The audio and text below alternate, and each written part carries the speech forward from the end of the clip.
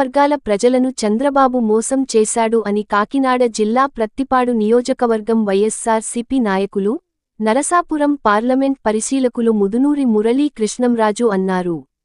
ఈరోజు తణుకు నియోజకవర్గంలో బాబు షూరిటీ మోసం గ్యారంటీ కార్యక్రమం నిర్వహించారు. మాజీ మంత్రివర్యులు తణుకు నియోజకవర్గం ఇన్ఛార్జ్ కారుమూరి నాగేశ్వరరావు అధ్యక్షతన జరిగిన ఈ కార్యక్రమంలో ముఖ్య అతిథులుగా పాల్గొన్న ముదునూరి మురళీ కృష్ణంరాజు మాట్లాడుతూ ఎస్సీ ఎస్టీ బీసీలకు 50 ఏళ్లకే పింఛను ఇస్తానని ఎన్నికల హామీ ఇచ్చిన చంద్రబాబు ఒక్కరికైనా పింఛను ఇచ్చారా అని నిలదీశారు. నిరుద్యోగ భృతి ఒక్కరికైనా ఇచ్చారా అని ప్రశ్నించారు. రాష్ట్రంలోని అన్ని వర్గాల ప్రజలను మోసం చేసిన ఘనత చంద్రబాబుకి దక్కుతుందని ఆయన అన్నారు.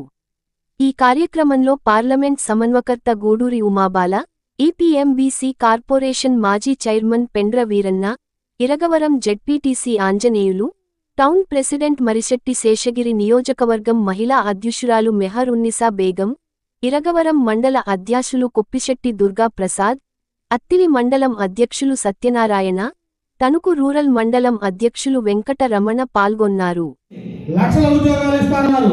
నిరుద్యోగులకి నెలకు 3,000 రూపాయలు ఇస్తానని ఓటేయించుకున్నారు.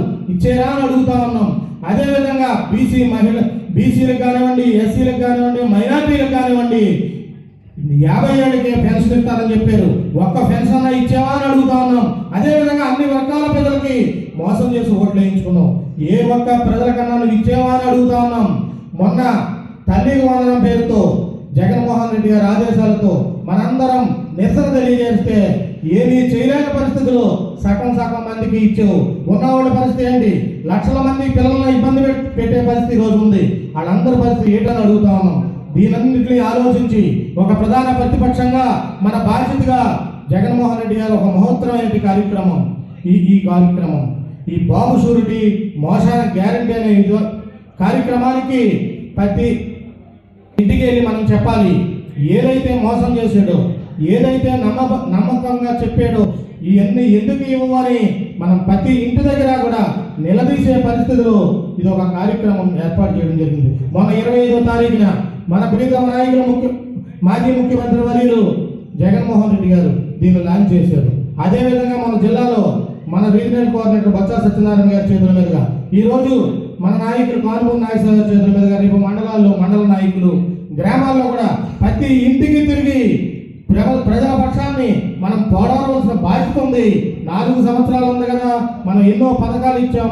ఆ రోజు ఇబ్బంది పడ్డామన్న ఆలోచన లేకుండా ప్రజలు ఎంతో ఆవేదనతో ఉన్నారు, నష్టపోయి ఉన్నారు. వీళ్ళందరి తరఫున మనం పోరాడవలసిన బాధ్యత ఉంది. దీనివల్ల వివరించవలసిన బాధ్యత ఉందని మీ అందరికీ కూడా తెలియజేస్తా ఉన్నాం. రేపటి నుంచి మండలాల్లో మనం మీటింగ్లు పెట్టాలి, గ్రామాల్లో రచ్చబండ్లు పెట్టాలి. గ్రామాల్లో ఉన్నటువంటి ప్రజలు ఎన్ని చేసినా చేయకపోయినా మన బాధ్యత మనం నిలదీయాలి. ప్రభుత్వం మెడలు వంచాలి. కేసులు పెట్టిన ఇబ్బంది పడే పని లేదు. ఈ రోజు వైఎస్ఆర్ కాంగ్రెస్ పార్టీ నాయకులు ఎన్నో కేసులు పెట్టారు, జైల్లో పెడుతున్నారు, నాయకులు భయభ్రాంతులు చేస్తున్నారు. ఎన్ని చేసుకున్న ఇబ్బంది లేదు. జగన్ 2లో ఏదైతే నాయకులు ఇబ్బంది పెట్టారో వీళ్ళందరికీ కూడా సినిమా చూపించే పరిస్థితి ఉందని కూడా మీ అందరికీ తెలియజేస్తా ఉన్నాం. ముఖ్యంగా నాయకులకి చిన్న ఇబ్బందులు ఉన్నా కూడా రేపొద్దున్న జగన్మోహన్ రెడ్డి గారు అధికారంలోకి వచ్చాక కార్యకర్తల సంక్షేమమే ధైర్యంగా కూడా పనిచేస్తామని కూడా మా అందరితో కూడా చెప్పడం జరిగింది. దానికి అనుకూలంగా మీరందరూ కూడా రేపు లాకుల ఎలక్షన్ రానివ్వండి, సాధారణ ఎన్నికలు రానివ్వండి, 29 వరకు మాత్రం ఎట్టి పరిస్థితుల్లో ఉండవు. జమిలీ ఎలక్షన్ వస్తుంది. ఏ రోజు వచ్చినా కూడా ఒక ప్రభంజనంగా మళ్ళీ రాష్ట్రానికి అవసరం జగన్మోహన్ రెడ్డి గారు అవసరం. జగన్మోహన్ రెడ్డి గారు ఉంటేనే ఈ రాష్ట్రం సంక్షేమాలు అమలవుతాయి, పేద ప్రజలు ఆనందంగా ఉంటారు. రాజశేఖర రెడ్డి గారు ఏదైతే కలలుగన్నారో, రాజన్న పాలన ఏదైతే ఈ రాష్ట్రంలో జరిగిందో అదే విధంగా కూడా ఈరోజు మళ్ళీ జగన్మోహన్ రెడ్డి గారు ఈ అధికారంలోకి రావడం ఖాయం. మీరందరూ కూడా దాని నిమిత్తం ప్రజల్లో నిత్యముండి ప్రజల పక్షాన్ని పోరాడి